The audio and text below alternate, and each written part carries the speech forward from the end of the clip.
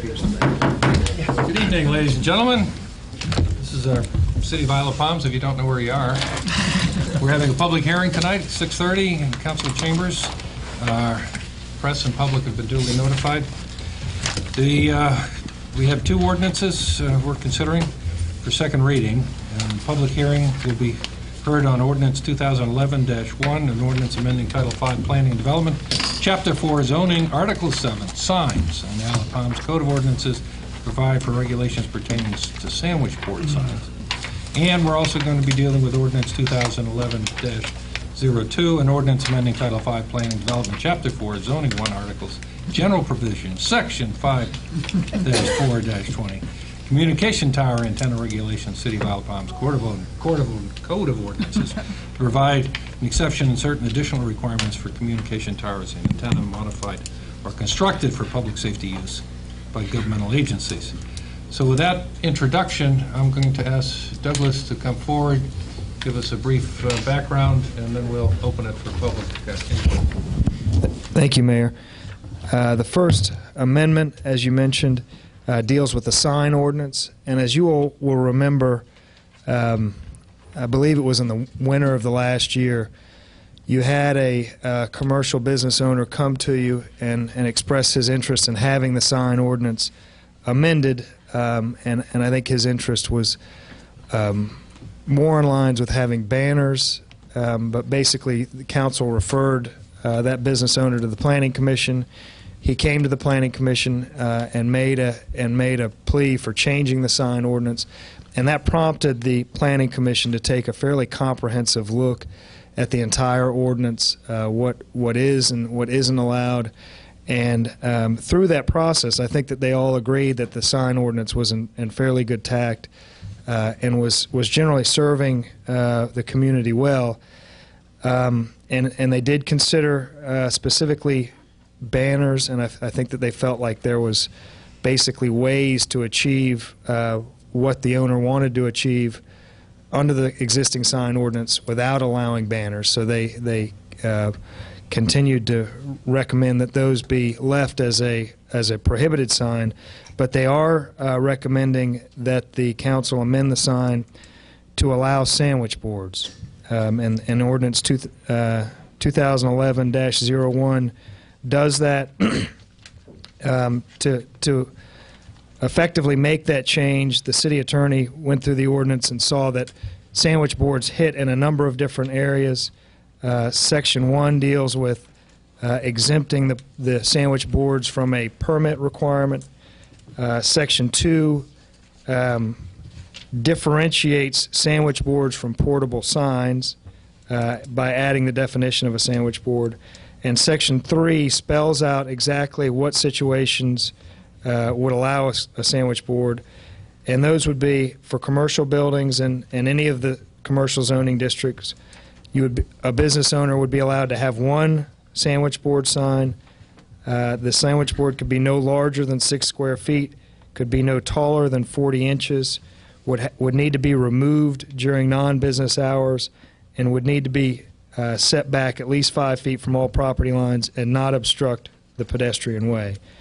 And then Section 4, that change basically would carve sandwich boards out from the prohibited list of signs. So if this change were to take effect, they would no longer obviously be prohibited. Do we want to take comments on that one? Or you want me to go through? Okay. That's the first ordinance, 2011-1. The second ordinance, 2011-02, deals with communications towers. And currently in our city's zoning code, communications towers are allowed in one of two ways: either when approved by staff, and there's a set of criteria that would a tower owner would need to meet to be approved by staff. There's a second provision to allow the Board of Zoning Appeals to approve towers, and this amendment would be in that section that is under the zoning administrator's approvals, and it's intended to be a very narrow provision that would allow towers specifically for public service uses. So So, a general commercial tower wouldn't qualify, as it's not a public service use tower. And it would have to be, under this ordinance, for a federal, state, county, municipal, or other governmental agency. So it'd have to meet those two criteria. And if it did, then this ordinance would allow those type towers to go up to 200 feet. Our current ordinance limits commercial towers approved by the zoning administrator at 100 feet, and commercial towers approved by the Board of Zoning Appeals to 160 feet. So this would allow the towers to go up to 200 feet. There are also other provisions in the existing code that would also have to be met in terms of reducing the fall zone, making reasonable efforts to reduce the fall zone. The tower would have to be built in a manner which could accommodate at least 4 commercial carriers, and the commercial tower, or the tower, would need to meet the standards for wind speeds. That's the two ordinances. Thank you, Douglas. With that said, I'll open the floor for public comment. Is there anybody here wishing to address council on either of these two pending ordinances?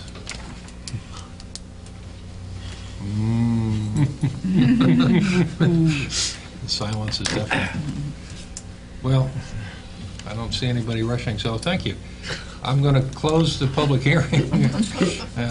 We'll open it again if anybody walks in the next few minutes. But, thanks everybody for coming. We're going to have council meeting. We'll convene at 7 o'clock. I would like to convene it sooner, but we've advertised it for 7, and we must hold to that time. So, unfortunately, that's Peter Pan auditions. Peter Pan. Yeah, okay. So that's where we are. So thank you very much. Public hearing is now closed and adjourned. Thank you. Okay, 7 o'clock somewhere. Let me call the City Council meeting to order, 7 o'clock, March 22nd. Press and public have been duly notified. Thank you all for coming. And those of you in TV land for watching, thank you. We'll start with an invocation and Pledge of Allegiance. Can you please rise? Oh, Heavenly Father, continue to bless this island and its community, its people, and its environment. We ask you this evening to care for those in Japan who are suffering through the disaster which has taken so much of their being. Help us, O Lord, to keep us ever mindful that we too live in a fragile place on this earth. Also in our prayers, we ask for the men and women who serve this nation to be in your arms as they protect us in all corners of the world. For it is in your name we pray. Amen. Amen.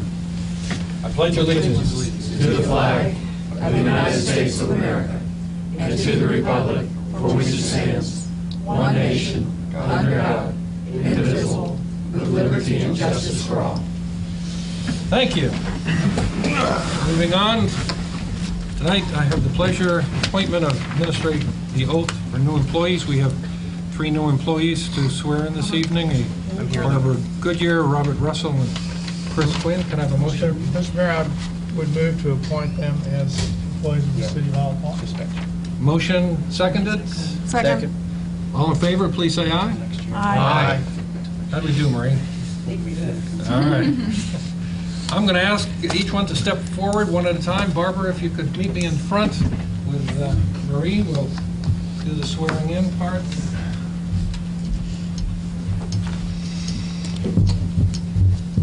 Face the camera. Left hand on the Bible. Raise your right hand. Please repeat after me. I, Barbara Goodyear, I, Barbara Goodyear, do solemnly swear do solemnly swear that I am duly qualified, that I am duly qualified, according to the ordinances of the City of Isle Palm, according to the ordinances of the City of Isle Palms, to perform the duties of the position to perform the duties of the to position which I have been selected, to which I have been selected, and that I will, and that I will, to the best of my ability, to the best of my ability, discharge the duties thereof. discharge the duties thereof, So help me God. so help me God. Welcome.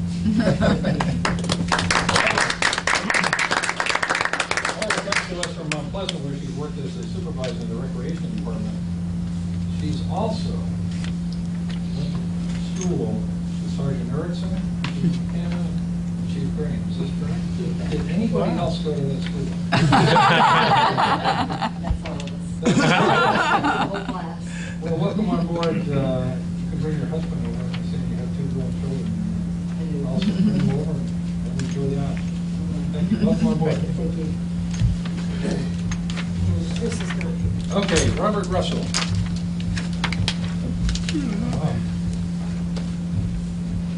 Yeah, dude. All right, we're going to do the same thing. Left hand on the Bible. Raise your right hand. I, Robert Russell, I, Robert Russell, do solemnly swear do solemnly swear that I am duly qualified, that I am duly qualified, according to the ordinances of the Isle of Palms, according to the ordinances of the Isle of Palm, to perform the duties of the position to perform the duties of the to position which I have been selected, that I have been selected, and that I will, and that I will, to the best of my ability, to the best of my ability, discharge the duties thereof, so help me God. discharge the duties thereof, so help me God. Very good. All right, very good. Robert is from New York. He's a certified patrol officer of the state of New York, and he's now relocated down here to be close to family. So Absolutely. we hope you enjoy the weather. Bring any of those folks from the move down. We'll take it. I will try. Thank you much. Is this your wife? No, this is my girlfriend. Oh, all right. Oh, all right. She didn't want to get on camera, huh? Thank you very much.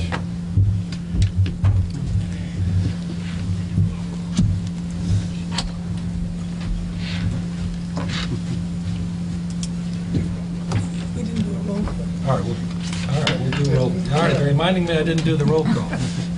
Marie, may we have the roll call? Michelle. Councilmember Bergberg. Here. Councilmember Vitelli. Here. Councilmember Buchanan.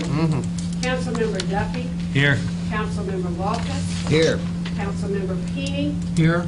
Councilmember Stone. Here. Councilmember Thomas. Here. Mayor Cronin. Present? Administrator Tucker. Here. And Attorney Halverson. Here. All right, very good. Thank you all. We're now back on schedule. Next item, reading of the journal of previous meetings. We have in your packet the meeting minutes from February 22nd. May I have a motion to approve or amend? So moved. Second. Motion to approve and seconded. Any other comments? None heard. All in favor, please say aye. Aye. Any opposed? Motion carries. Thank you very much. Now we're at the point where we have citizens' comments. I'm going to start as a citizen. I'm going to make 2 comments simply because I know the TV audience may tune out later in the program, and there's some things they need to know about. First of all, this Saturday, our hazardous material program will have the county personnel at our parking lot at 9 o'clock in the morning from 9 to noon to pick up all hazardous materials. We'll also have a machine down there to shred any of your near and dear to papers that you don't want to shred yourself. We'll shred it for you in an industrial strength shredder. You can watch it go up in little fine particles. So I encourage everybody on the island to bring forth anything that you want to get rid of in the way of hazardous materials or paper product that needs to be shredded. I can't remember the amount of tons that were shredded last year, but it was a fairly significant number. It's like 8 tons, I think. Like 8 tons, something like that, just of paper. And hazardous material was quite generous as well. So I'm certain we have more on the island. Let's bring it forward. The other thing I want to mention is that later this year, in just a few months, we will have a number of roads resurfaced on this island. This will be probably the largest resurfacing we've seen in quite a while. And it will encompass 19 roads and some significant roads, and you need to prepare when you start seeing the vehicles, et cetera, your workarounds, because it's going to include Waterway Boulevard, it's going to include 41st Avenue, it's going to include Forest Trail, just to give you a few of the larger ones that are going to be dealt with. So there are a whole slew of streets that are going to be resurfaced. It's very good news. About 5 miles worth of resurfacing is going to be done. So we're going to be fresh and prim and proper come summer. So we should temporary inconvenience for hopefully a long-term improvement. So bear with us.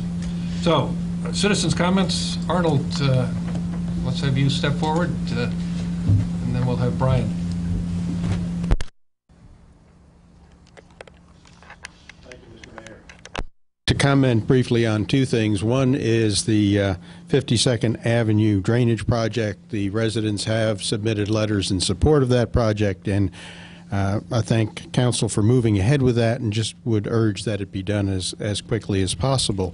The other thing I'd like to comment on is Ordinance 2011-04.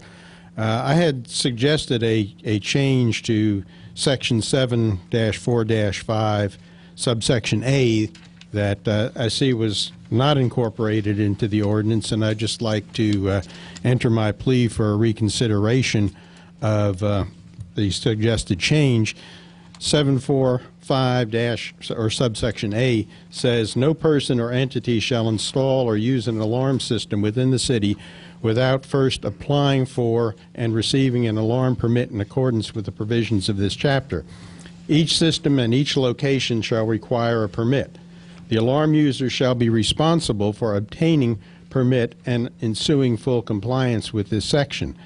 And what I had suggested was that the alarm company, as in many, many municipalities, be charged with the responsibility of reporting the installation of the system. When I hire a contractor, be it an electrician or a plumber, I'm hiring them because they have the expertise not only to do the job, but they should know what the necessary permits are. And I shouldn't have to go through the city's titles and ordinances to find out that I have to get a permit. But that's exactly what the current situation is. If you put in an alarm system, the company's not obligated to tell the city they put it in, and they're relying on the homeowner to dig through all the titles and find out, whoops, I should have gotten a license or a permit. And I think it would be very simple to require the contractor to report the installation of the system, and then the city sends out the permit application.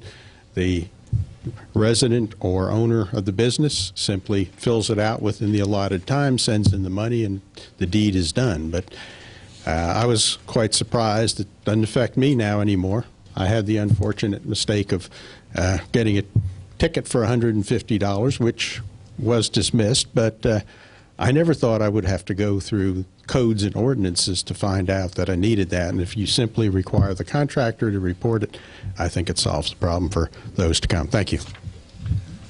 Thank you, Arnold. We have tonight a presentation.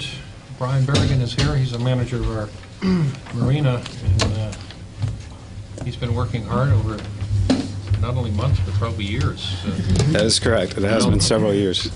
Very anticipated here. Mr. Mayor, Madam, Gentlemen of Council, City Administrator Tucker, I'd like to thank you all for this opportunity to present to you a conceptual marina master plan. And I do emphasize conceptual because that's what it is. This is not a proposal. It's merely a template for y'all to stimulate y'all's minds and to encourage you to think outside the box of what has been in existence pretty much without change for 30-plus years. About this time last year, I was working on a different matter with Jack Walker with General Engineering, and we got off the subject of what we were supposed to be talking about, and I told him some of my ideas that I've been pondering for the marina, and he said, I have someone you need to meet, and you need to meet him soon. That gentleman is here before us. It's John Tarkany with JTA, a design firm out of downtown Charleston. We met a couple days later, and a couple days later from that meeting, I commissioned Mr. Tarkany to help me get my ideas designed and drawn on paper.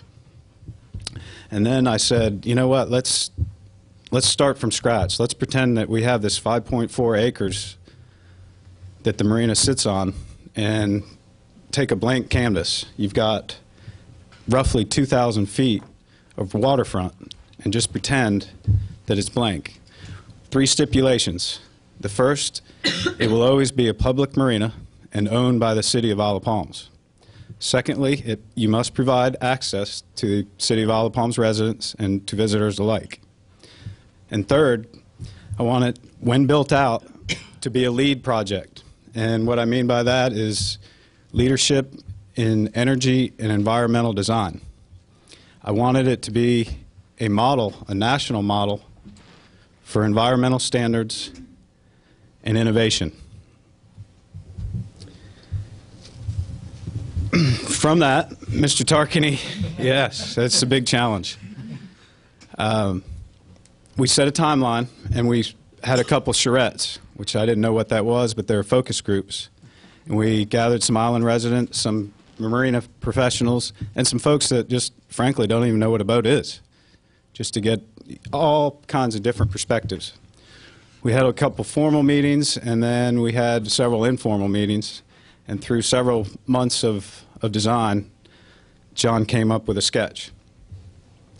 We added, not at the 11th hour, but later in the project, for this to include 41st Avenue, which I thought was a great idea. Thank you, Linda. Because that's really where it starts. In fact, when you're driving down Palm Boulevard, I would really like to see the signage that is at the corner of 41st Avenue very welcoming, instead of the current DOT signs that are there now with some nice landscaping and stuff like that. Make that turn and a very nice approach, which you're getting ready to see. So, I hope you like what you see. John, Tarkany, do your thing, please.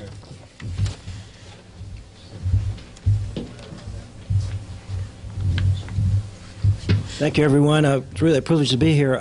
It's not very often you get an opportunity to get a clean slate, blank slate, and just try to be creative, but that's what we were able to do here. And one of the things that we were working with Joe Engineers, they were helping as well, but what I thought I'd do is just kind of walk you through the process that we followed.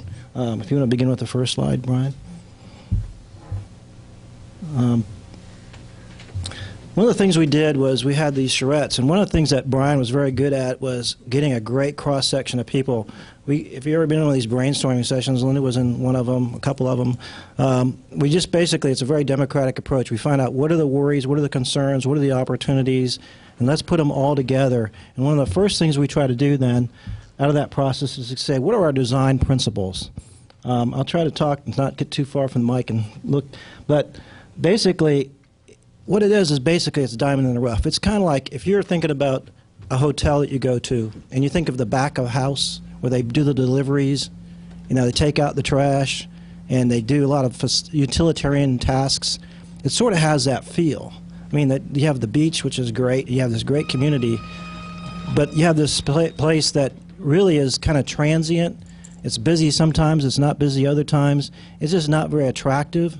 It's functional, but there's an opportunity for it to be much more. Some of the things that we have on here is to create a family-oriented, make it very family-oriented, part of the community.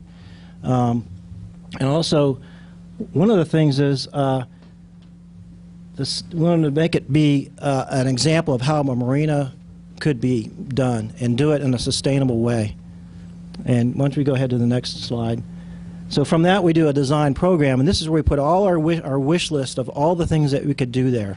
And what we came up with was basically one of the key things was to consider doing a dry stack, because so many of the people that use the boat ramp come in from other areas, leave their trailer, put their boats in. People who live in the area can't keep their boats at home, and they have to keep them somewhere else. So they go somewhere else to put their boat in. So we're thinking, well, maybe we should try to get more of a balance where people who live here have a place to go to and take their boat out and go home, and make that more of a priority than maybe how it's been. So one of the key ways to do that is to stitch this property into the community and make it easier to get to and have it be accessible by bicycle, by walking, golf carts, other ways, so that it becomes not just something in the community but a part of the community. These are just some of the items we have on there, and I'll describe these in more detail when we look at the plans. Let me go ahead to the next slide. Before you even get to the property, your first impression is 41st Avenue. And as I mentioned in my earlier presentation before, that you start setting a tone for what you're about to go to. Well, right now, as a landscape architect, I look at it, I see vines growing, weeds. I mean, I'm not making making it sound like it's not being taken care of, but it just isn't very attractive. And part of the thing is to just kind of do some pruning and cleaning up during this road stretch and just make it look more presentable. One of the stop signs was completely engulfed in vines. I mean, it's just really, you know, could be just really clean. An exercise in subtraction would make all the difference in the world. And go to the next slide. Then the first thing you see as you get to the property, your sense of arrival is looking at the recycling bins, some signage, trash cans. You know, it doesn't say you've arrived, welcome to the community, welcome to the facility. Go to the next one. And then we have I wish I had the sign contract for this place. There must be 300 signs in there. You ever heard that song, do this, don't do that, can't you read the sign? They could have wrote that about this place because there's a lot of signs, and I finally figured out where to park because I knew where I wasn't supposed to go. But eventually I figured it out. Go to the next slide. This is a typical example, and one of the funny things is when you take a picture of a place you're very familiar with, you notice things you don't notice all the time. When you go in there in day-to-day, you sort of tune stuff out. But when you take a picture of it, it's amazing what you start noticing. And basically, the look and feel of the place is just sort of just a big gravel parking lot. Well, we think maybe it could be much more than that. Let's go to the next one. So we started off with a base plan survey, and by the way, those design principles and programs were out of our design charrette. All the things we wanted to do, what's the potential for this place, what's the highest and best use for this property, and we think that if we start with a clean slate, we can say where should everything go if we were starting from the beginning versus what are we going to do to retrofit and fix what's there. And so we kind of took a fresh look at it. One of the biggest issues that I thought was sort of a negative is where the boat ramp bifurcates the property. You basically have all this launching and pulling boats out right across the middle of the property, and one of the things about a place like this is having continuity, and that tends to just kind of work against that the grain. Go to the next slide, please. So during the charrette, at the end of the charrette, we kind of came to a consensus, and we did this bubble diagram. But one of the things first thing we did is we wanted to have a sense of entry and arrival.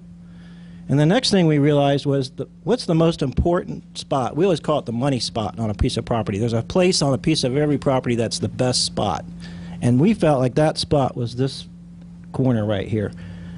Because you have great views, you have an opportunity to have everyone experience the water, seeing just, you know, watching the boats come by. And it just seemed like when you're creating a great public space, having a place for everyone to go to and enjoy it, giving that spot not to one user but to everybody.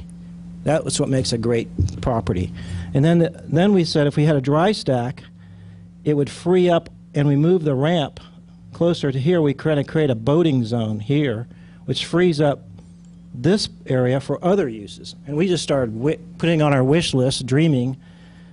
If we had a park there, a restaurant there, somebody at the last minute said, how about an inn? We also put a playground because we want this to be family-oriented and a place for families to go and kids to go. Even if you're not going boating, you still can come here and use it like a park, a waterfront park. And then we wanted to get access to the water edge all the way around, maybe a yacht club, a ship store, and so then this becomes parking. So we thought, well, everybody agreed that they kind of liked this direction, so we said, okay, we'll go back to the shop and draw the plan up. So show the next plan.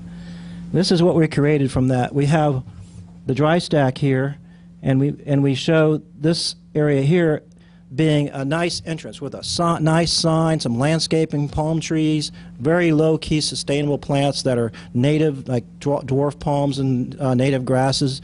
Because one of the things you have to be careful about is that you don't destroy the kind of personality, that kind of low-key, flip-flops and T-shirts atmosphere, which it has. At the end of the day, we still want it to have that. We just want it to be organized better and just function better and have more vitality. But we still, at the end of the day, want to have it feel like a casual, fun place. So then when we also talked about, there's that spot right there that we call the waterfront park, and then we have a boardwalk, a waterfront promenade that comes all the way around it. You can walk all the way across. You could conceivably cover the existing ramp with a deck, and you start creating a series of spaces that people can use. And this space right here would be really exciting because one of the number two destination for weddings in the United States is Charleston, South Carolina. So I think Las Vegas might be first. Weddings are huge. You could have concerts. You could have trophy ceremonies for fishing tournaments. You could have all kinds of concerts. All kinds of great activities occurring on the point. And then the restaurant could move over and look over the point. You still have great views, but you have that great spot that everybody in the community can come to, make new friends, have a good time, relax, and just that whole quality of life thing just comes. Give that spot to everybody. It feels everyone who lives within blocks of this place can feel like that's part of their property. I think that's what's really exciting about this plan. So some of the other things we'll show here are in the slides. Next slides are some more practical things. Go ahead and move on. We could phase this easily and just do this half and leave that part as is. We're actually looking now at, and I'll finish up my presentation with an even bit smaller phase. Could be just the dry stack and the launching part in the entrance right here, and just do that much, because what that does is it frees up the rest of the site for opportunities for all the other things that could happen. It takes, we're thinking of 250 boats being stored in there. The height of the building would be 40 feet max, just per the codes.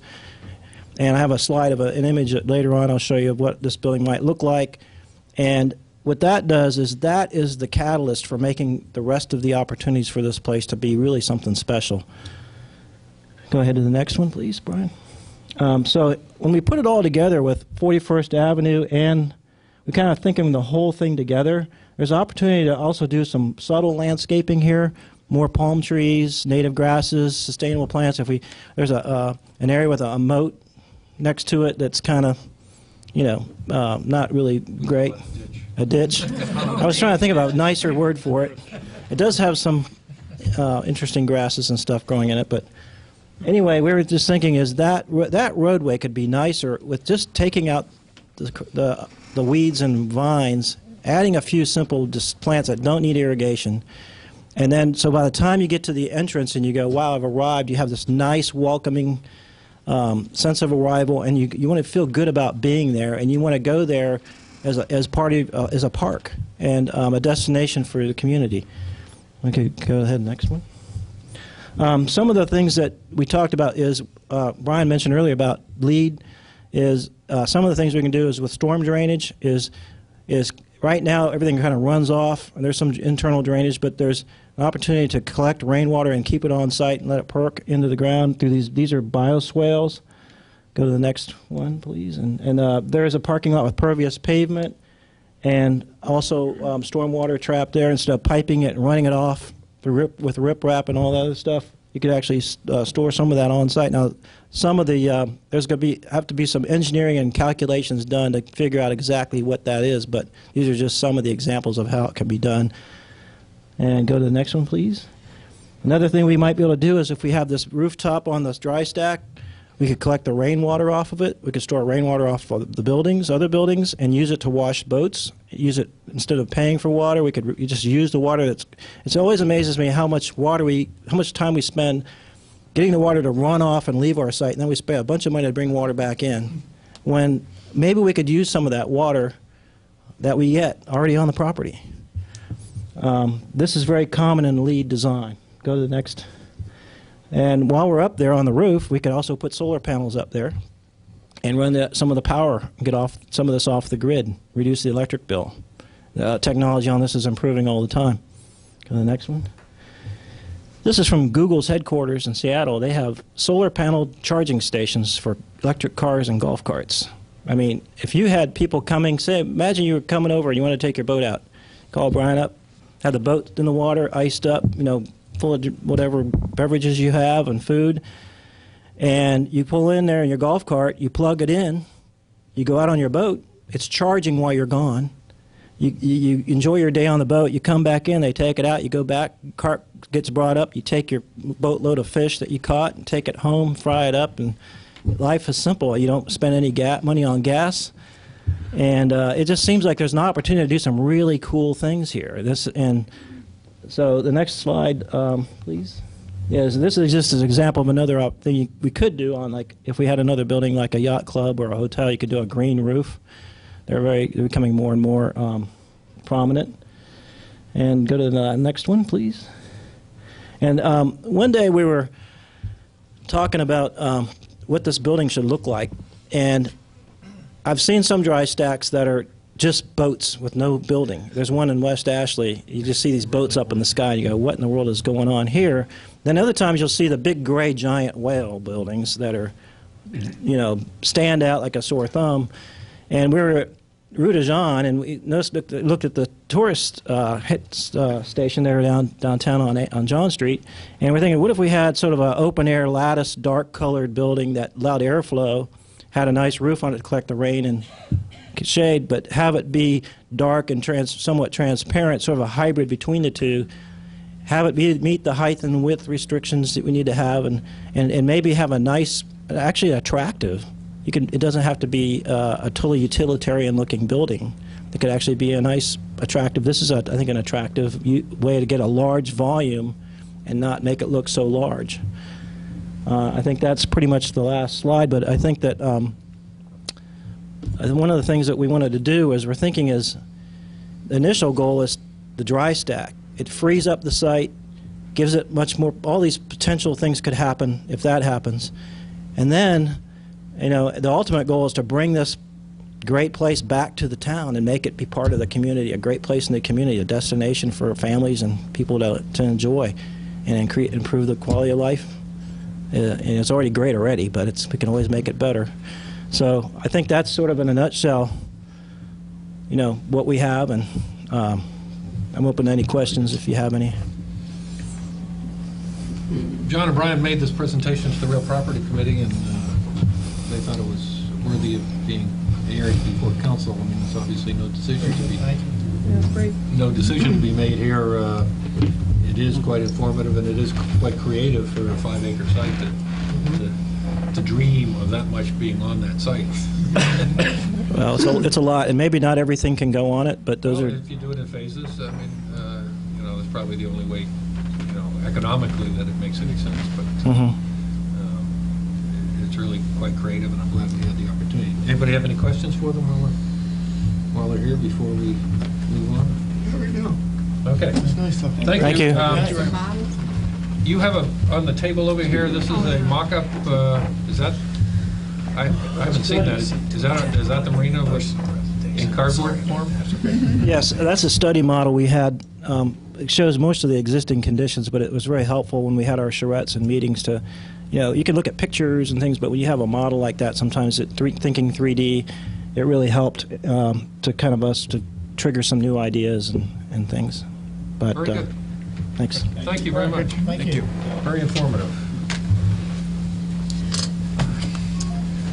All right. I'd like to,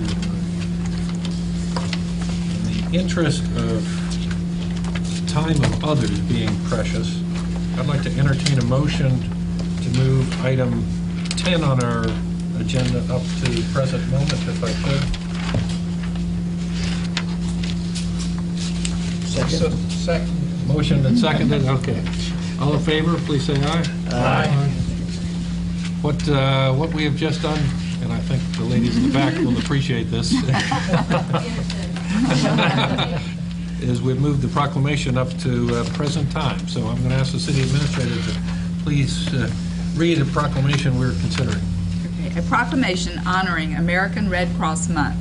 Whereas the American Red Cross fulfills a unique and vital role in our state, providing help and hope in the face of emergencies and disaster, and is a true reflection of the humanitarian and volunteer spirit of the American people. Whereas for nearly 100 years, United States presidents have called upon people to support the American Red Cross and its humanitarian mission. President Franklin D. Roosevelt was the first to proclaim March as Red Cross Month in 1943. Since that time, every president has issued proclamations designating March as Red Cross Month.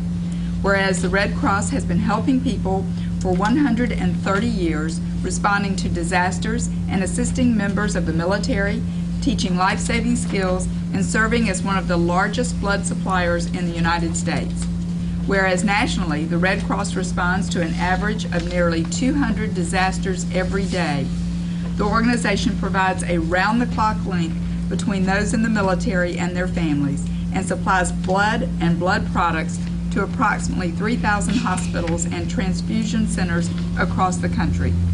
Whereas the Charleston, South Carolina region, including the Palmetto Service Center, provided assistance to 1,097 individuals affected by disasters last year. The region processed 2,899 military case services, provided 5,683 get-to-know-us outreach to service members and their families, and conducted 2,659 first aid and water safety classes. So therefore be it proclaimed on this day, March 22nd, 2011, that the City of Isle of Palms joins in honoring March as Red Cross Month. Our state depends on the American Red Cross, and because it is not a government agency, the Red Cross depends on support from the public to continue its humanitarian work. This is especially important in these challenging economic times for the Red Cross and all Americans. Dick Cronin, Mayor. Whew, that's quite a load. Thank you very much. So we have a motion second. You've heard the reading. All in favor, please say aye. Aye. Any opposed? Do you want to No. present that to them? Kristen's here. She can take a picture real quick. And Do we have the, okay, good. yes.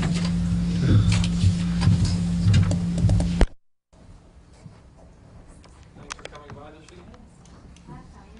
We were upstairs, yes. We'll move around, that way they can't catch hold of us too often. She's a real good reader. This is where, you gonna take a picture?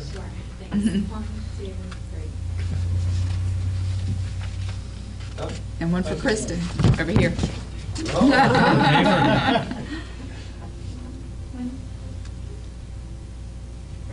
Thank you. Well, that's for you. Keep up the good work. I think I have a Red Cross card in my wallet. I think it's 50 years old. Danger, CPR skills. There's a citizen CPR that's much shorter.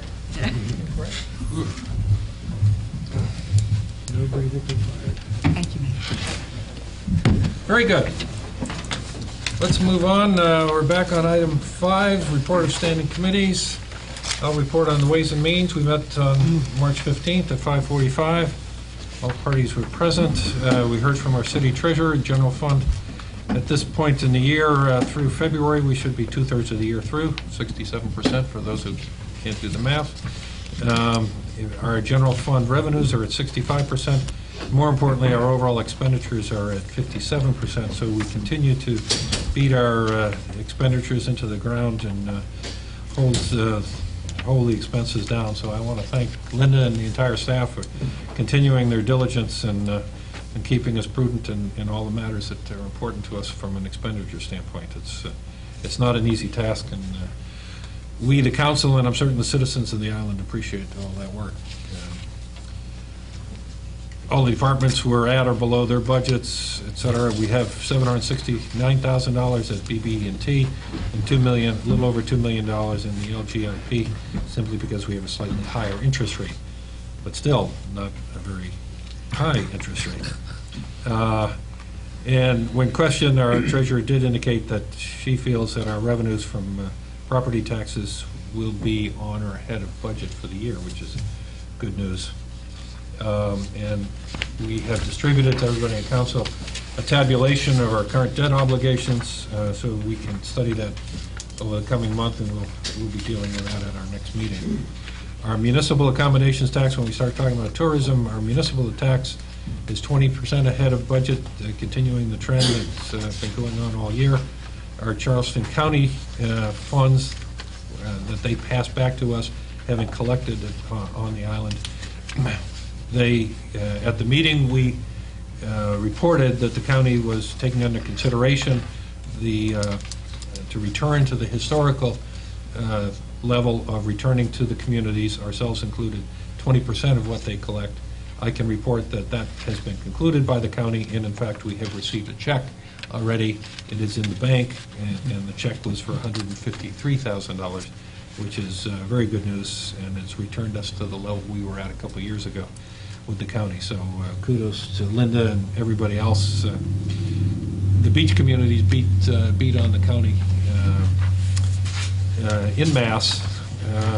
Just to remind them that we're a major part of the county's accumulation of accommodations tax, and they just can't take. They need to return to us, and they return to the historical level, which is good.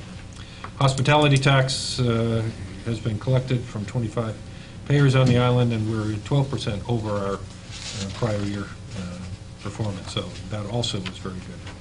On the project basis, we had little to report on beach restoration. The 53rd to 57th Avenue project is underway. We're going to be dealing with that subject here in a moment. While the contract was awarded, and we still had some funds appropriated that left us what I would call a soft contingency. We didn't call it contingency on our spreadsheets. We have some monies there, but we're going to be eating into that a little bit later this evening here in a moment. City Hall renovations moving forward. You can see the final touches are being put on. I guess we won't have a report on that, will we? But you can see as you wander around that we're into the punch list items, and there are punch list items to be had. So we're closing in on it, however. The Real Property Committee, as a consequence, is going to take on the mission of advertising, along with staff, the building where our building department has been occupying, to see if we can't find a suitable tenant that is willing to take up occupancy there and pay rent. So with that, I'll come to some items here in a moment, but I do want to mention that we did look into our ongoing operating budgets for the year, for the next fiscal year. There are some major changes, one of which is health insurance. We're going with the state plan, which is administered by Blue Cross Blue Shield, which will have an impact on our budgets.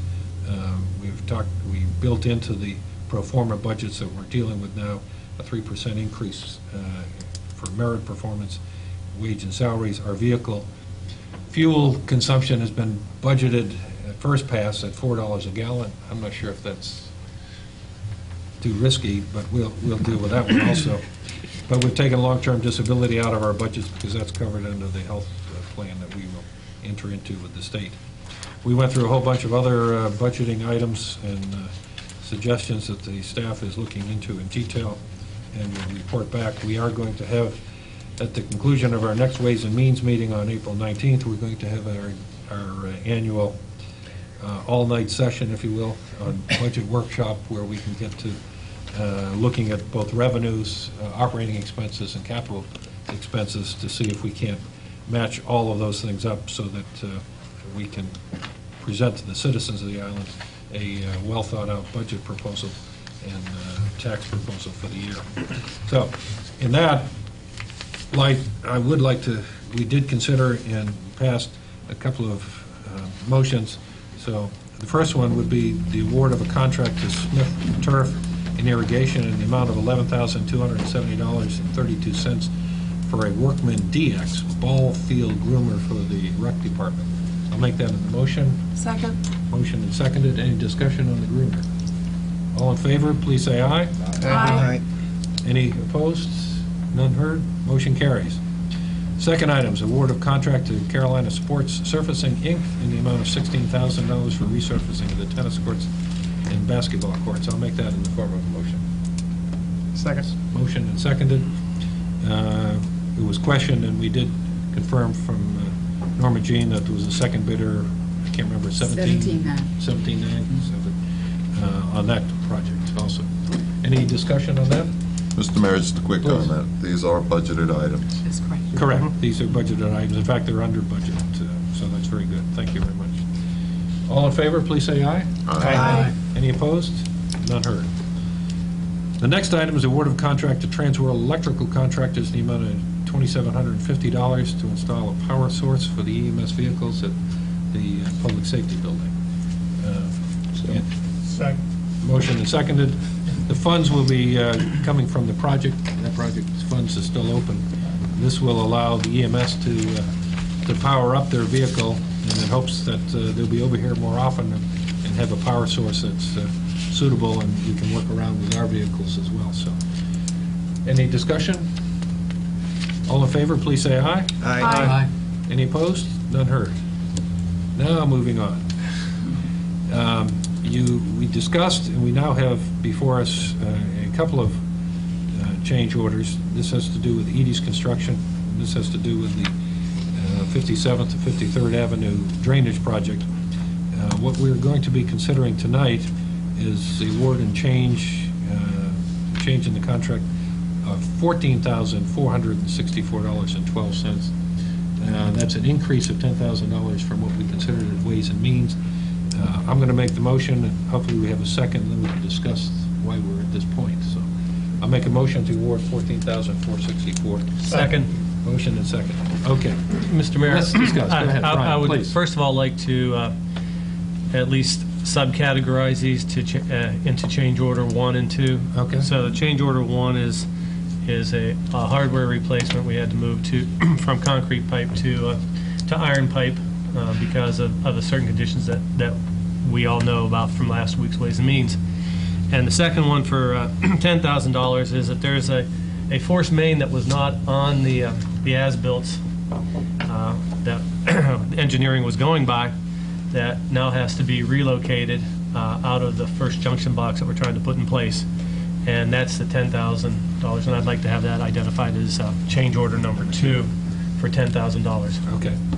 So noted. I know David Stevens with us. I saw him an hour ago standing in the hole out there. It's like a finger in a dike. We here on the, have pictures of probably mid-afternoon, maybe even early morning work effort going on out there. Let me ask you a question or two, David. Has anything else been discovered, first of all? Yeah. Go to the mic, please, to respond.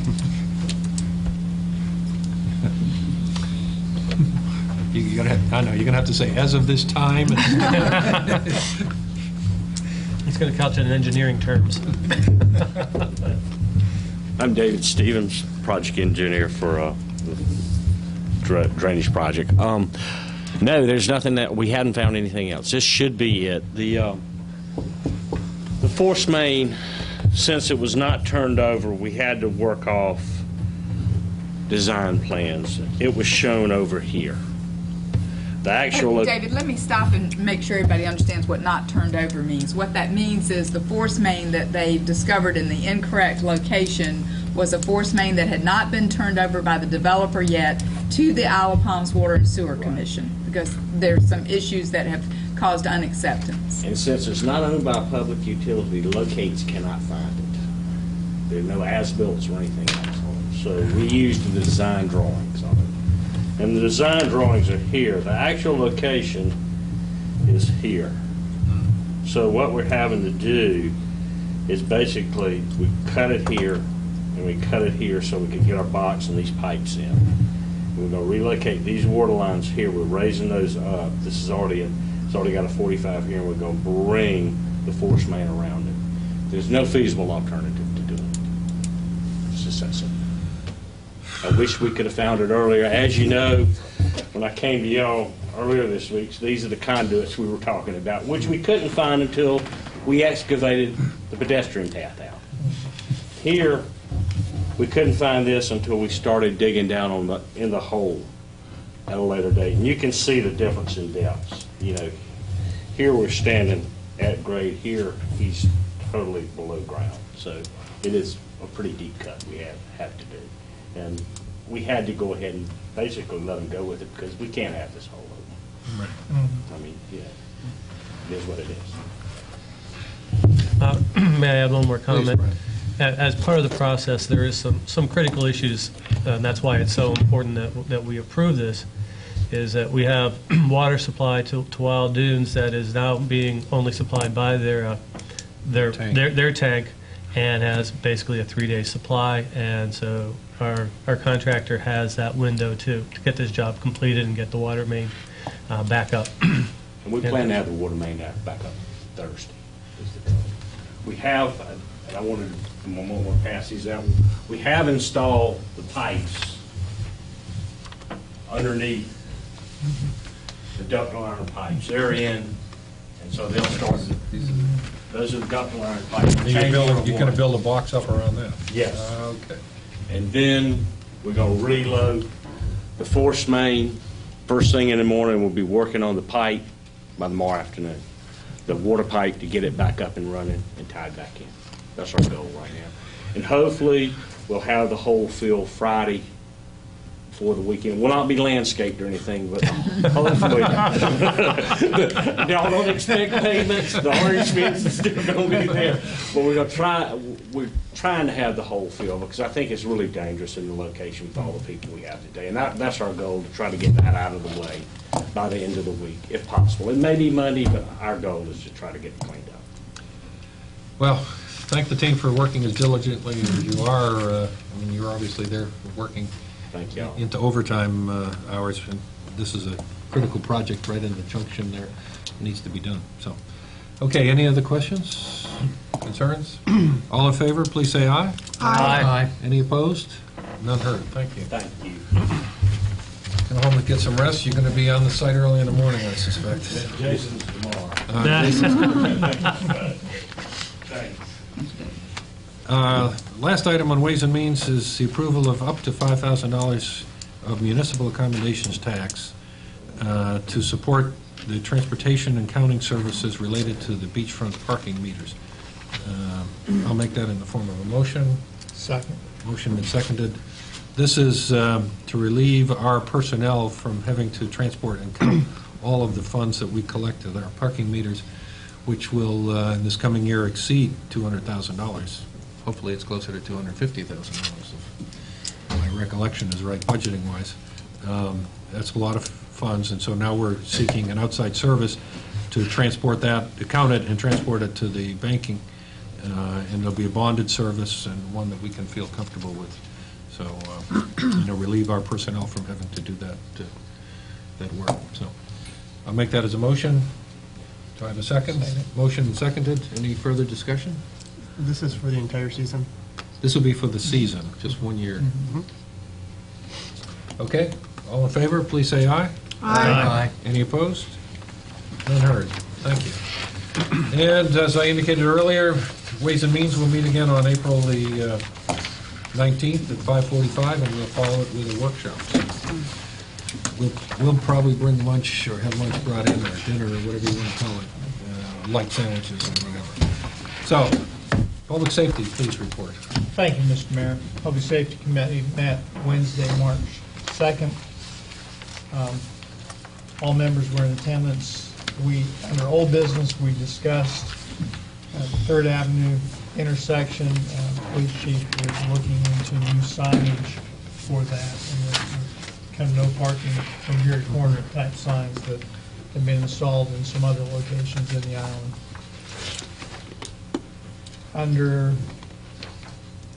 We also discussed the sign ordinance, which will come up later in the meeting.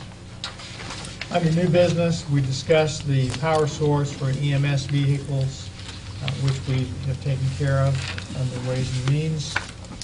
You probably saw the firefighters out at the intersections collecting for the Carolina Children's Charities. We collected a couple of weekends prior to when everyone else was doing it, because we here in Isle Palms are kind of at the end of the line. The thinking was, if we're the only guys out there, they're going to throw their $1 or $5 or $10 or whatever in our boot. So they did that for 2 or 3 hours a day on a couple of different weekends. We discussed the annual CTC and transportation sales tax request and concurred with what the Public Works had decided to request, which again is the 53rd to 57th Avenue Drainage Project. We'll always take that county money and the paving of Casino Avenue and possibly making the bike path from 41st to 57th a multi-use path. We also discussed the operating budgets for fire and police departments. And I'll go on to some of the highlights of the departmental reports. Under the fire department, you'd be happy to know, as the chief told us, they still get cats down from trees. And they did indeed do that. They also removed a tree, not the same tree, that fell into the road at 19th and Myrtle Boulevard. Fire department received a total of 40 calls during the month of February. Half of those were EMS calls. They did 77 fire inspections. And we discussed vehicle maintenance. Under the police department, we had a 3-vehicle accident at the base connector. It was a DUI. And we had another one where we had a possession of marijuana. Continued. As long as we get little things like that, we're not having any major crime here. It's interesting to note that our dispatchers processed 2,937 calls last month. Of that number, 1,938 were for the police department. Patrol officers made 270 traffic stops that warranted 105 citations. And you met one of the new patrol officers here. We have 3. One's completed training, is in the field. The second one is probably in the field as we speak, and the other one was doing his review board. We had 11 noise violations reported last month. Our next meeting date will be Monday, April 4th at 5:30 p.m. Very good. Questions? Any questions for public safety? Moving on. Public Works, please, Brian. Thank you, Mr. Mayor. Public Works met Wednesday, March 2nd at 4 p.m. Everybody was in attendance. I'm sure everybody knows that their garbage is still being picked up, so we'll move on and thank Director Pitts and his crew for that. But what some residents may not know is that, or haven't seen recently, is his Caterpillar scoop hasn't been out there picking up the yard debris. So I'm going to ask all the residents to, if they're putting stuff out, please make sure it's easily handled by Donnie's crew, because they're picking up by hand right now. So that's it's kind of a little bit more difficult than using that Caterpillar scoop. So any help would be appreciated with regards to that, and we certainly hope that we get the scoop back soon, for sure. We also had an update on the drainage project. At that point during the meeting, it had just been awarded, and as everybody has heard, we now have gone through 2 change orders, and hopefully those will be the last. It is progressing, actually a little bit slower than our contractor Edie's wants to be going on that, but I'm confident that they'll be picking up. Also, Edie's is continuing to clean out the drainages under their maintenance of the drainage ditch contract too. So we also talked about that. We had a presentation from SE&G about increasing the reliability of a couple of major circuits here on the island, replacing the switch boxes with some newer high-tech switch boxes that will help them to isolate failures a lot quicker and bring up sections of the island a whole lot faster. And this is a project that is fairly imminent. Hopefully we'll see this in the next few months. And it's all about improving reliability and making sure that when and if we have those power failures, SE&G can bring up sections of the island a whole lot faster, and people will not be without power for 6-8 hours like they have been in the past. So that was the primary component of that meeting and discussion.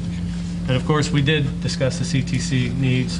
One of the things that I have to state is that we're actually looking for the CTC funds for the other drainage basins, which run from 44th Avenue to 52nd. There are 2 other drainage basins that we want to get some funds for, so that we can start doing the engineering on that. That's the primary need from Public Works. That's what we're really looking for. Reviewed our operating budget, and everybody knows that Director Pitts runs a tight ship and is always looking for ways to save money for the city, and wanted to let them know that we do appreciate that, and I'm sure all the residents do too. One final thing. It's already been mentioned by the mayor, but Hazardous Material Waste Day is Saturday, so please pack up and bring it on down.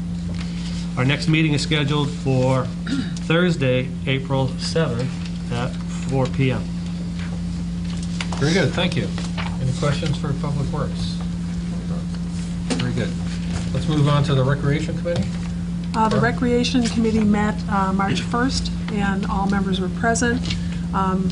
Every time of the year, the Rec Department is always busy. This is no different. We had one citizen and citizen's comment, Mr. Jim Owens' comment, what a great time he had at Doggy Day at the Rec, and he complimented the Rec Department for what a great job they did. Right today were the auditions for Peter Pan, which is tonight, so we need to know whether Ryan is buying tights or a hook or anything. No? Okay. I already got tights. Too much information, perhaps. Hip Hop Fitness draws some 32 people. We've got 240 youngsters attended the last middle school dance on the 18th. We have very vigorous senior aerobics, exercise classes, and of course Zumba is probably standing room only. Youth basketball is wrapping up and baseball is beginning as we hit spring. The Low Country Blues Bash drew 500 people the weekend of the 5th and 6th of February, and 21 children participated in the Cupid's Card Shop. So, as always, Doggy Day at the Rec was a great success, and you can see more additional pictures posted on the city's website. Upcoming events, which are of interest to everyone on the island, the annual yard sale is April 16th. The Easter egg hunt, which is to not be missed if you want to see bunches of cute kids, is April 23rd, and then we're moving on to May with the sand sculpting contest at the end of May.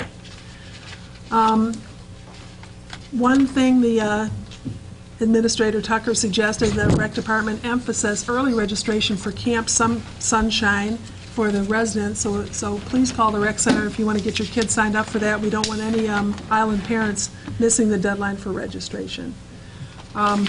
We too looked over our budget and are working on that, and our next meeting will be April 5th at 4 o'clock. Thank you very much. Any questions for the Rec Committee? Moving on, Personnel Committee. Thank you, Mr. Mayor. The Personnel Committee met at 5:45 Tuesday, March 1st, and the previous minutes were approved.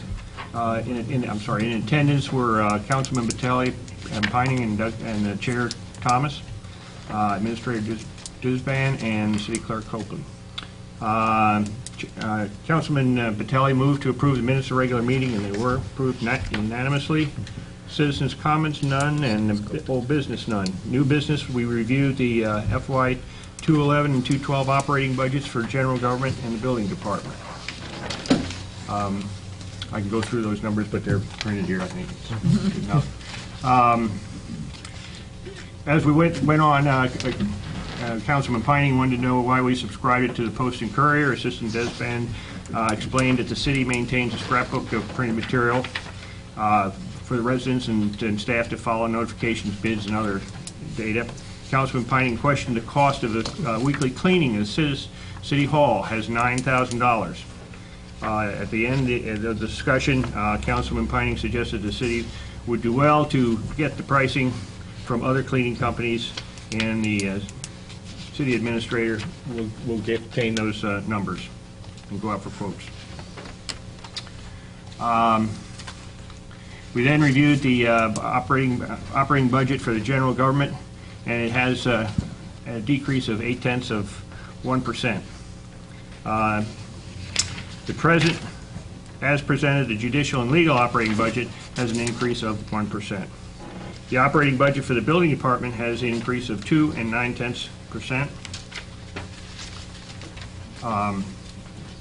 At that point, we went to miscellaneous business, and Councilman Pining moved that we reassign, as we talked about last council meeting, 15% of the administrator's evaluation had been subjective, and to the personal goals Personal goal selection for the evaluation. I had to write a sheet of paper out to figure all this out. Keep it straight, I tell you. But bottom line, what we finally agreed to is that the performance objectives, the objective issues are going to be now 85%, and we obtained that 85% from the subjective issues. And we've distributed to 10% up to the fiscal management, which makes that a total 50% of the evaluation. And then we added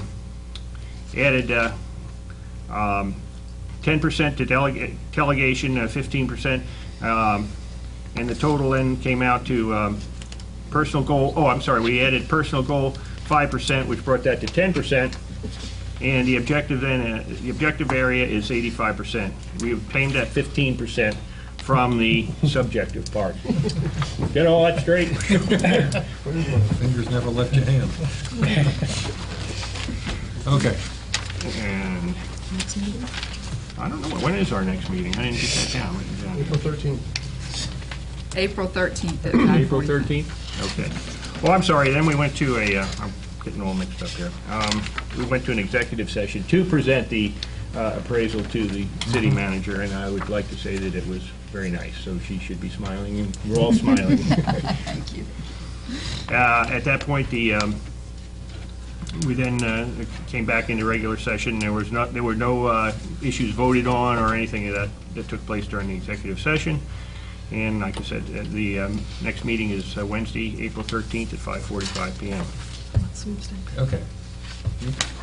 Sweepstakes. Oh, the safety things. I got it right here. The February safety sweepstake winners, our recreation part is Shalia Redmond. The public works is Willie Powell.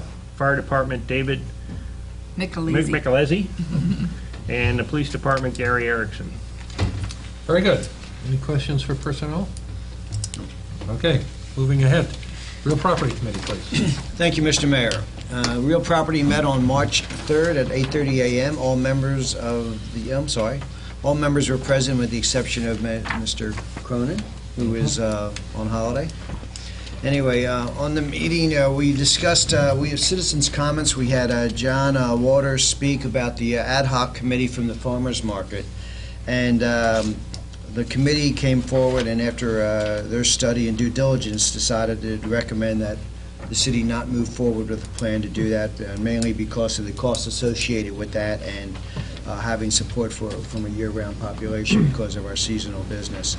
I'd like to I think this is what government should be, where citizens came forward, volunteered their time, and worked hard on a situation and came back and really contributed. So I think this is what democracy is all about, and it was really good to see that. On old business, the beach restoration project, the city right now is currently reviewing public comments as part of the application process. One thing that's on the table is recognition of using engraved bricks for city council members and committee members, and basically that has not moved forward because of concentration on the city staff is on our budgets. Under new business, the marina operating budget was reviewed, and one highlight of that was as far as tied into our presentation tonight from Brian Berg, and was a $50,000 from ATAX for a new dock design, which is in consideration.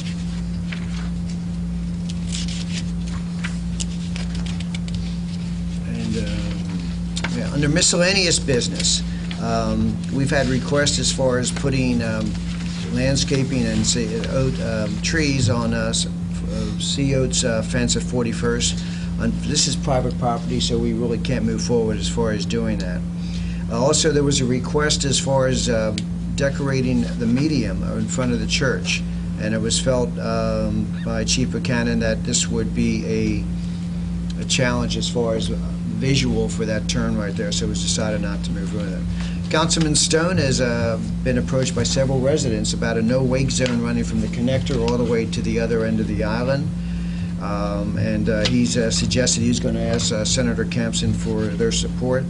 Administrator Tucker felt that the no-wake zone is very controversial and something that needs a lot of study before we move further. And I have heard a number of complaints that I think the temporary wake zone is too much, so this is something I think we'll need if the city would make a recommendation, we would need a consensus of city council to move forward as far as doing anything formally, I think, because this is such a interesting item for a lot of people, both pro and con.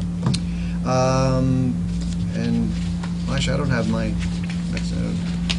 meeting was adjourned, and I'm not sure our next meeting. I think it's the 7th. 7. April 7th. 7. One page back. 8:30. 8:30 in the morning, Thursday the 7th. I'll be there. Thank you. All right. Any questions for real property? None heard? Moving on, you have in your possession there's no meeting of accommodations to act of Board of Zoning Appeals. Planning Commission, you have the volumes from the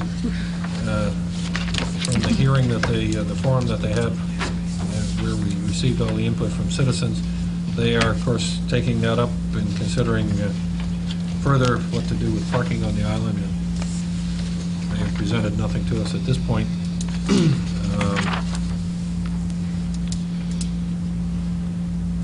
Oh, okay. Sorry. Trying to read her note. You mentioned the parking with the planning commission. I thought it might be appropriate. Well, okay, all right, I'll do it. I was going to do it at the end, but I'll do it now. It was suggested last year, and we're going to try it, and that is we're going to paint, no, excuse me, we're not going to paint. We're going to chalk a white line 4 feet from the pavement along the ocean side of Palm Boulevard. As you know, parking there is posted such that you'll be ticketed if you park within 4 feet of the pavement. But people do that either by ignorance, ignoring the signs, or whatever. We're going to try and put a chalk line down that area that can be parked upon on the ocean side, just to see if people will adhere to that and stay seaward of that chalk line. And that will at least give them a reference point as to what 4 feet actually is, as opposed to just an eyeball. If it works, we'll keep it going. If it doesn't work, the chalk will dissipate. Yes. What we need is rain, of course, to make that happen. But we'll try it.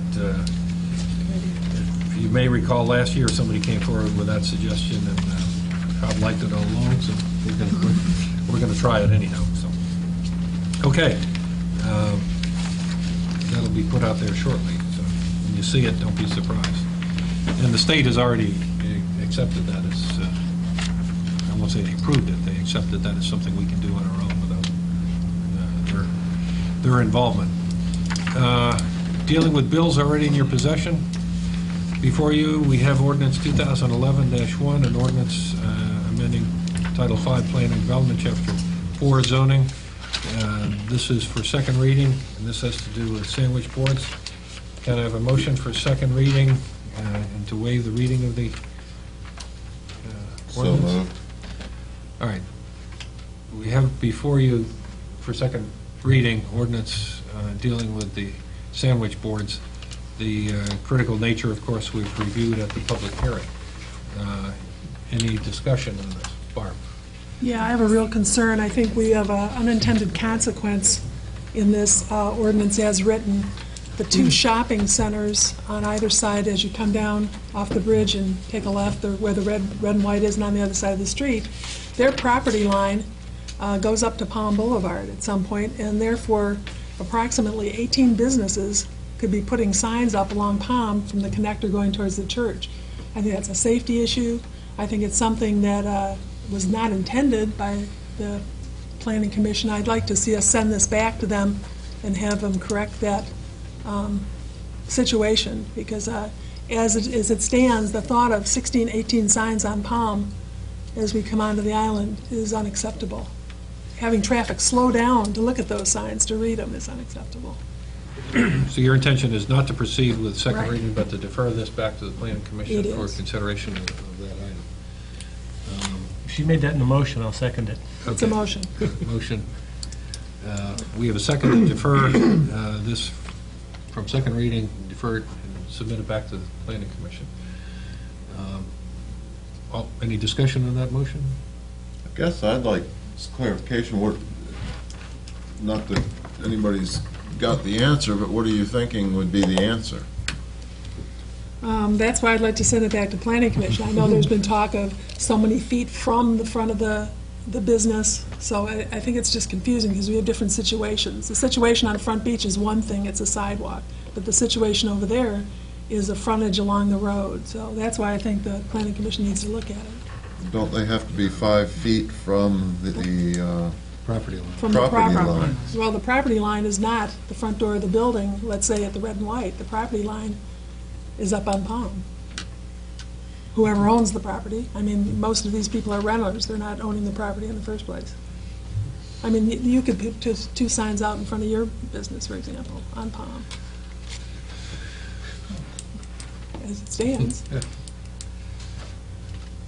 I don't mind sending this back. I mean, I think we need to get any change we make, we need to consider all the facets of it. If this is a facet that needs to be considered, we need to do that.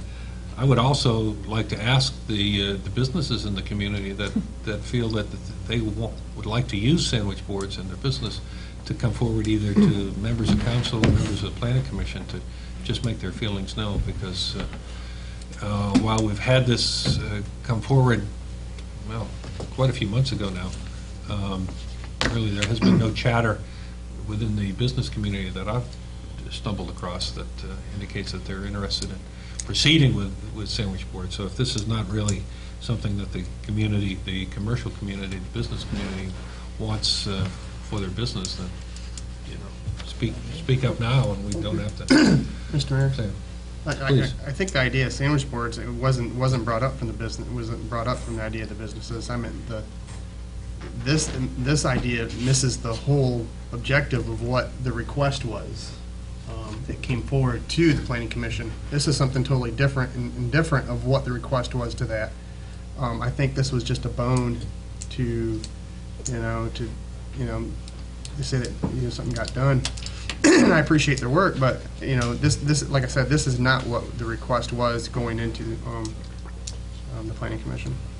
And I don't mind sending it back to Planning Commission to have them work on the sign. Well, if there's no need for sandwich boards, then we don't need to amend the ordinance. Well, that's not what I'm saying. What I'm saying is I don't have a problem going back for them to look at the signing ordinance. Okay. Mr. Mayor, just add my comments. First of all, just to note with our public comment session, specifically on this ordinance, we did not have any comments made by any of the business owners affected by this change. I also have not received any emails or any phone calls from any business owners, either supporting or not supporting this change. So I guess the lack of feedback tells me that this is not an important issue for our business owners right now. But some other concerns is, number one, about safety. I think the signs can be blown around. It could be a hazard. It could open up some legal liability for the island. We are right now in our plans for next year in the budget. We have almost $25,000 allotted to upgrade various projects identified for Front Beach, and I think the sandwich boards would take away from that, because I think that is one of our showcases of the island, and to have additional signage, and there's a number of signs down there already, would take away the landscape and the streetscape of what we're trying to achieve. So. And I'm also concerned about just sandwich boards as far as being used as a advertising means for mass merchants like Bud Light or Miller Lite or something like that, or Coca-Cola. So I'd like to ask the Planning Commission to send this back to review all these other aspects with this, and if they want to come forward with an ordinance on this. Okay. We have a motion to defer this and send it back to planning. We have a second. In a second. Protocol, should Sandy withdraw his Willing to withdraw your initial motion? Yes. Okay. I withdraw. So, on the motion to send it back to planning, all in favor, please say aye. Aye. Aye. Any opposed? Opposed. All right. We're into the second reading, ordinance 2011-2, an ordinance amending Title V. This has to do with the communication tower and the antenna regulations that you're aware of. Let me ask the city administrator to step in here.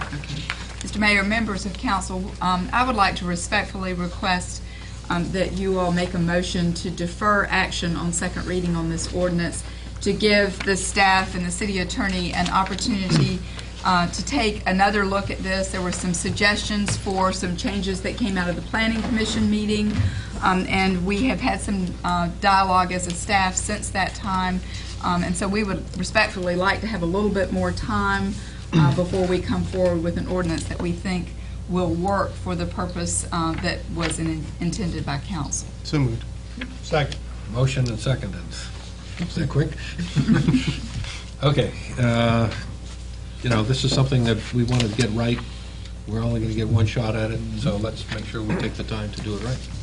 So any discussion on deferring this at this time? Just quickly, I'm going to vote to defer because my understanding when I was approving this to move forward was that this was a single use, single entity, single, not anybody, anytime, anywhere. It's too broad. I'm hoping that we will bring it back into, it's only this tower for this purpose to enhance our public safety, not any other tower for any other governmental or private entity.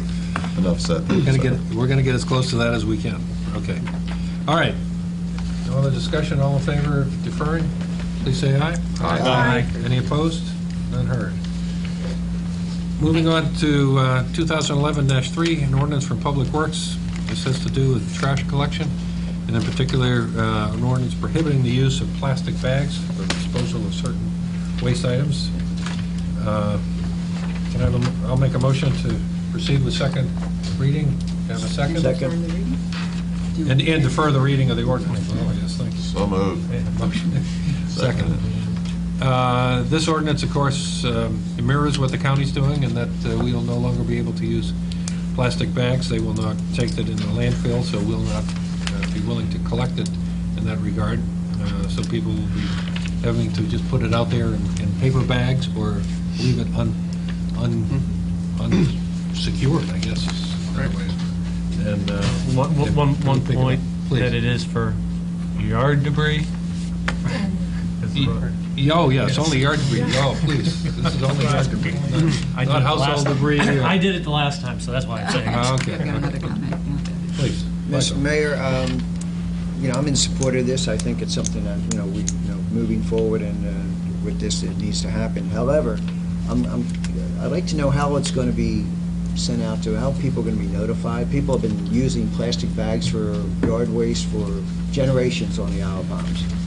And I want to make sure that no one is penalized and we get this out properly to community. So I'm concerned about the communication. I'm going to defer this to Linda because we discussed this earlier, and she'll probably kick it to Donnie, but go ahead. I will, and we certainly appreciate that.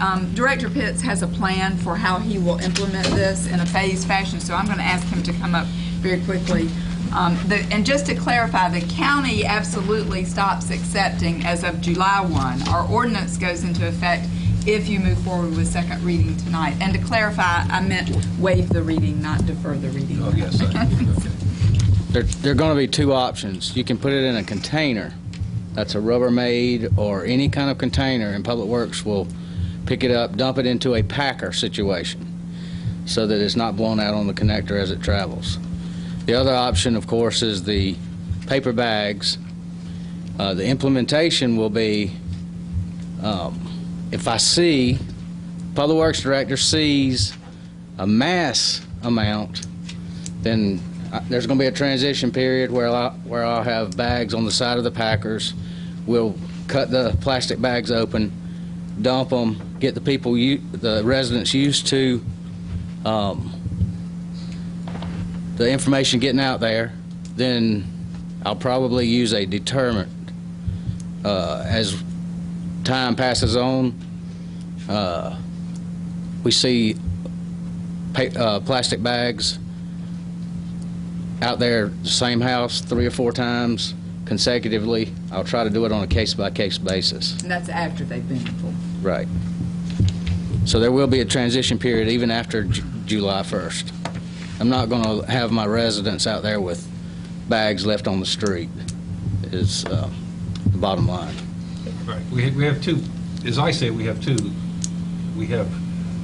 commercial landscapers that put them in plastic bags and leave them by the residents. They should be dealt with quickly. And then we have the actual residents that are still using plastic bags. We have 3 months of learning, and through communications with the press and everybody else, you know, we should overwhelm the folks to let them know that plastic bags aren't acceptable as quickly as possible. You're going to see a mass communication effort from the county via the local papers and all. That's been requested by several municipalities. It will be It goes in effect immediately. If you pass it tonight, it goes into effect immediately. Well, you better hurry up and go by my house. Me too. But he's going to continue to start from July 1st. And work between now and July 1st. And I would like to mention that as I'm driving around the island, I'm already seeing more paper bags than I've seen in the past. So that the initial media hit that the county got is worked to our advantage. With all the leaves blowing down the last week or two, there'll be a lot out there. But I got a question. Can't we take our existing ordinance that we have already and just start an education program with it? Because it doesn't, I mean, the existing ordinance basically just, it doesn't say plastic bags in our existing ordinance. It says containers, so. Does that make sense? I mean, and get the word out that, you know, and people are going to realize, if Donnie's going to go ahead and tell them anyways, the idea that, you know, if they have plastic bags, he's going to inform them that, you know, the county's not accepting plastic bags anymore. So we're already starting an education process for us. Our existing ordinance doesn't list plastic bags in there.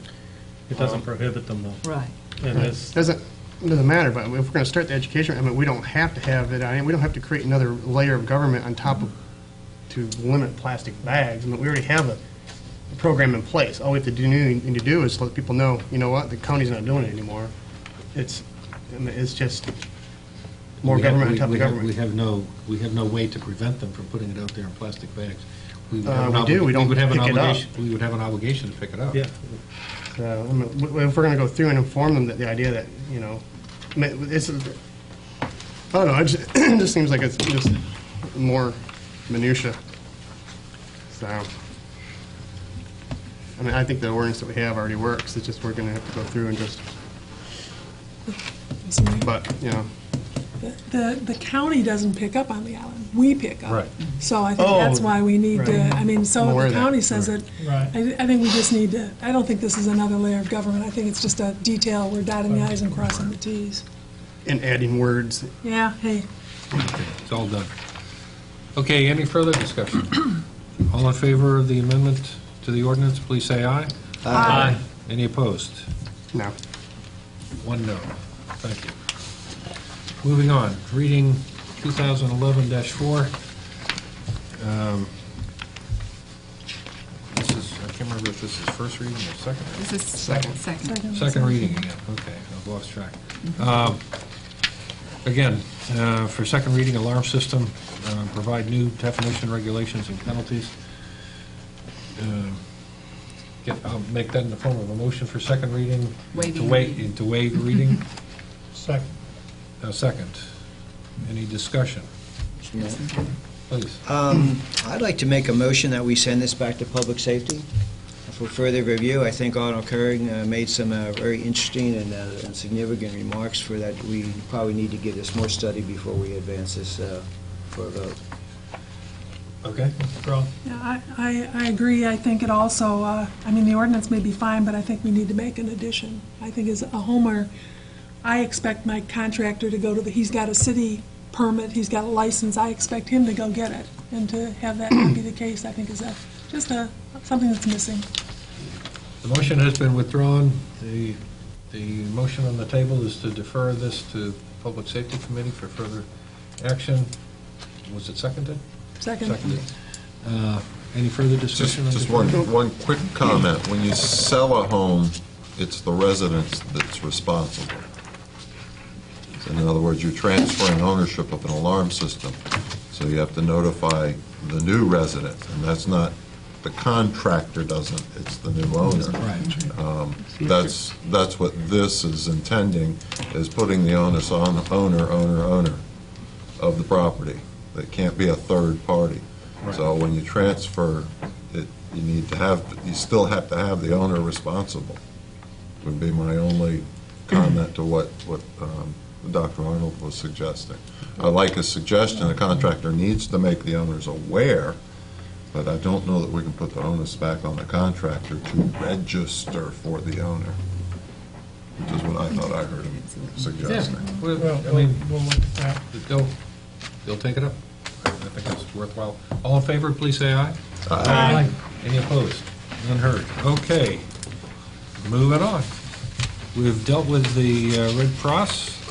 Miscellaneous business, the only miscellaneous item I have here is that city is moving its health care from to the state health care plan administered by Blue Cross Blue Shield. All employees are going to be briefed at one time, which is not going to be possible, but they're allowing one session. Has that date been set, by the way? We're trying to get it by the end of March, but it may fall into the first part of April.